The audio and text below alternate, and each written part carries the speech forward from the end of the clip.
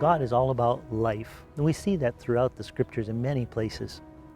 In this week's chapters for our Bible reading plan, we cover an interesting section in Numbers chapter 19 about the purification laws. In fact, verse 11 tells us that any person that comes in contact with the corpse of a dead body is defiled for 7 days. The concern about defilement in this passage seems to be both physical and spiritual.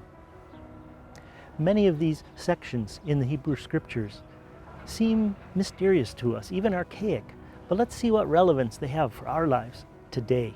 Long before modern medicine taught us about germs and disease, God gave us numerous helpful commands in His Word to contain the spread of contagious diseases. For instance, in Numbers chapter 19, verse 14, it gives specific instruction about someone who dies in a tent, in an enclosed space. And it says that any container or vessel within that space that isn't covered in some way is considered unclean. And yet, in a broad sense, the passage also tells us that anyone defiled by death brings contamination to the Lord's tabernacle. And that person must wash themselves on the 3rd day and on the 7th day. If someone refuses to go through the purification process, they're to be cut off from the community of Israel.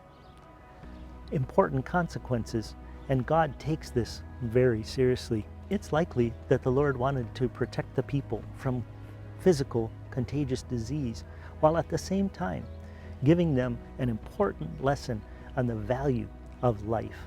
And even today in Judaism, preservation of life is one of the highest values that trumps almost all other laws.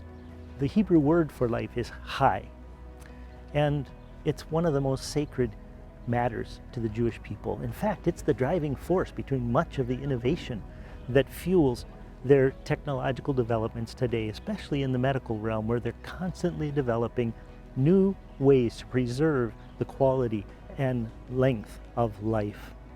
Today, we understand so much more about health and hygiene, and we wash our hands frequently, and we avoid, without even thinking about it, situations that might bring contamination and disease to our physical bodies. But in the spiritual realm, many of us are less sensitized to the dangers around us. Proverbs 10:16 tells us that righteousness leads to life. Walking in God's ways brings life to our lives.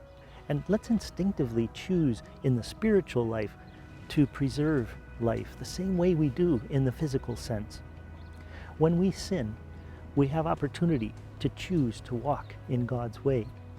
And just like our verses for today tell us that the person defiled by death must wash on the 3rd day and the 7th day, when we have opportunity to sin again in subsequent days, let's choose God's ways.